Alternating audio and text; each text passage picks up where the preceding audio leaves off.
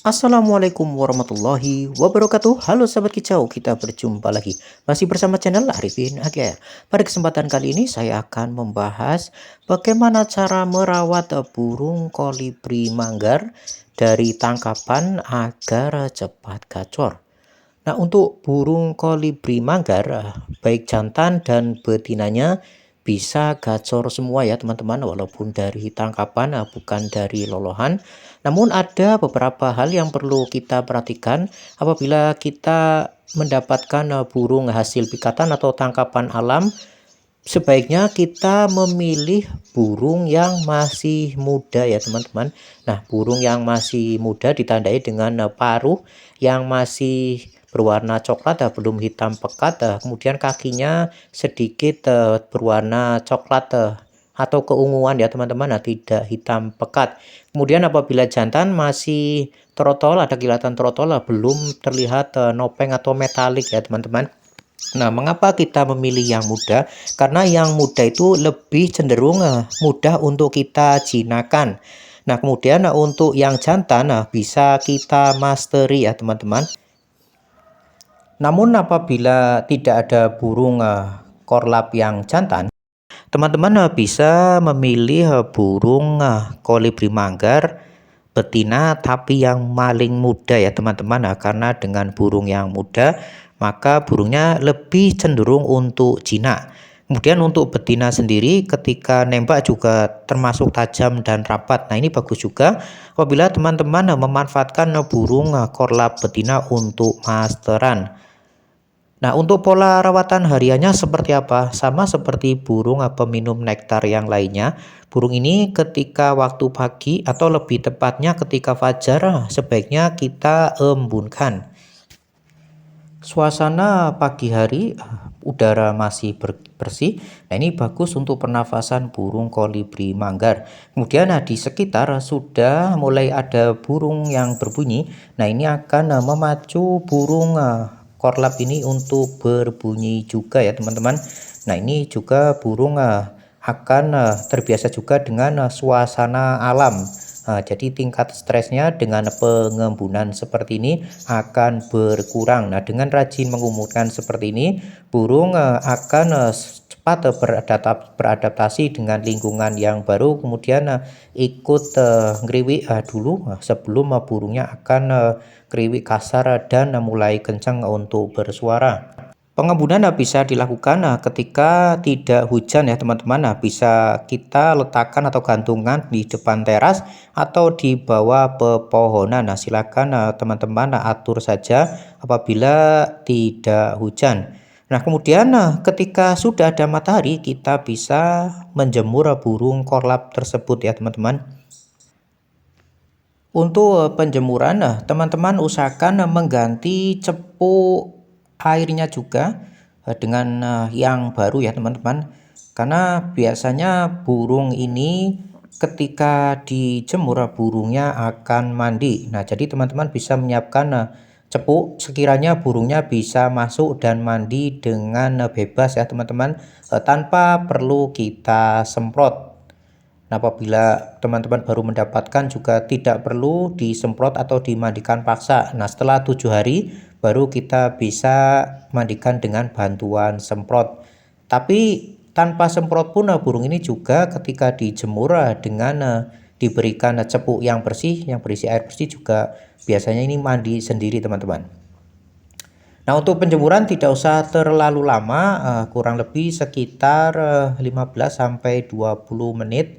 Terutama untuk teman-teman yang berada di daerah dingin agar burungnya tidak kedinginan. Jangan lupa juga untuk rajin membersihkan alas sangkarnya dari kotoran agar sangkarnya bersih, terhindar dari penyakit ya teman-teman.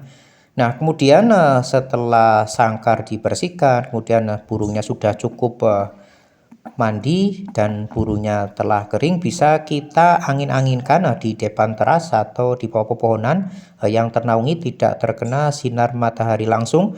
Kemudian bisa kita siapkan nektar yang baru beserta EF-nya. Untuk nektar sendiri teman-teman bisa menyiapkan nektar dengan membuat nektar dari sirup, kemudian dicampurkan dengan susu. Bisa juga ditambahkan dengan kuning telur ya teman-teman. Nah, penambahan kuning telur bisa dilakukan apabila burungnya tidak doyan EF.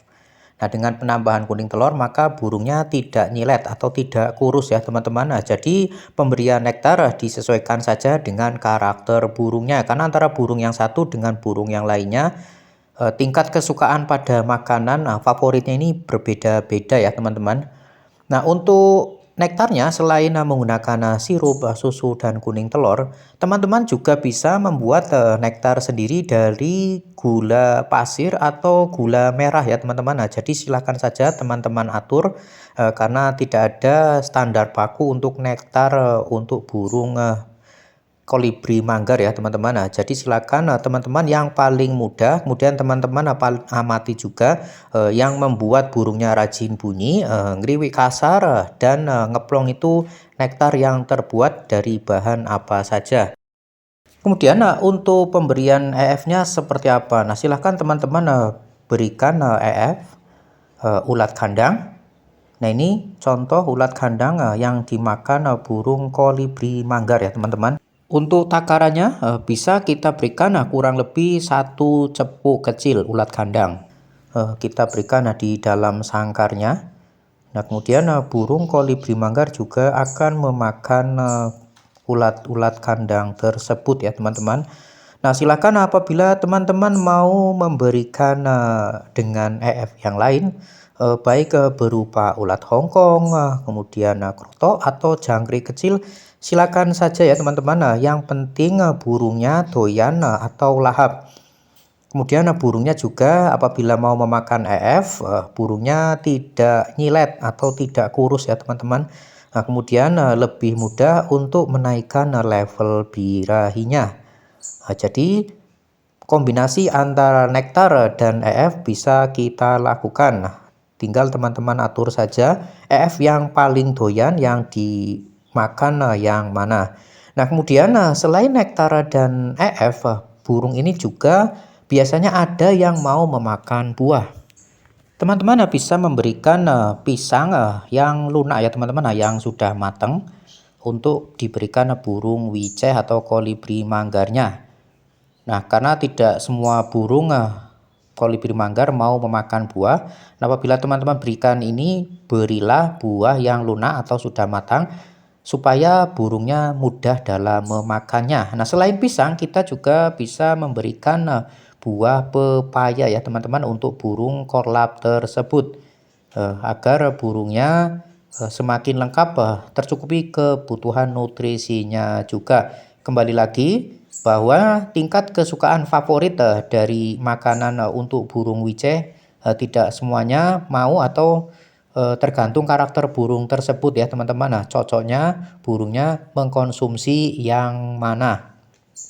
Nah, selanjutnya pola rawatan yang tadi disertai dengan pemberian pakan, nah itu untuk meningkatkan level birahinya.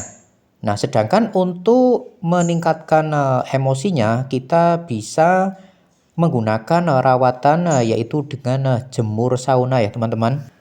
Burung kering, kemudian kerodong basah. Nah, tidak usah terlalu lama.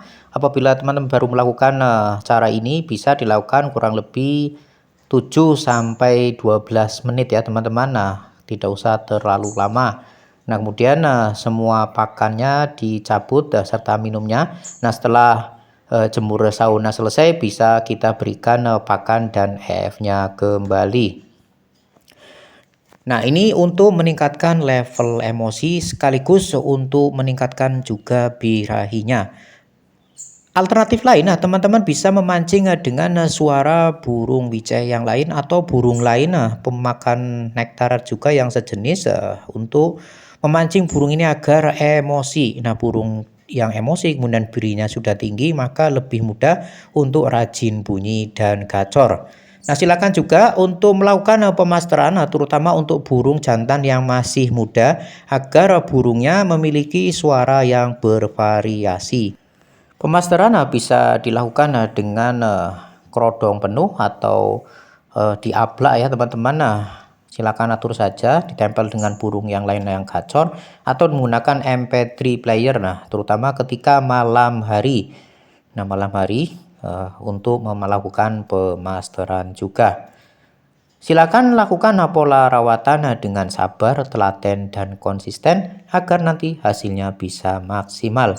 Baiklah, cukup sekian video kali ini. Semoga video ini bermanfaat untuk kita semua. Mohon maaf apabila ada kesalahan dan kekurangan. Insya Allah kita berjumpa di video yang lainnya. Wassalamualaikum warahmatullahi wabarakatuh.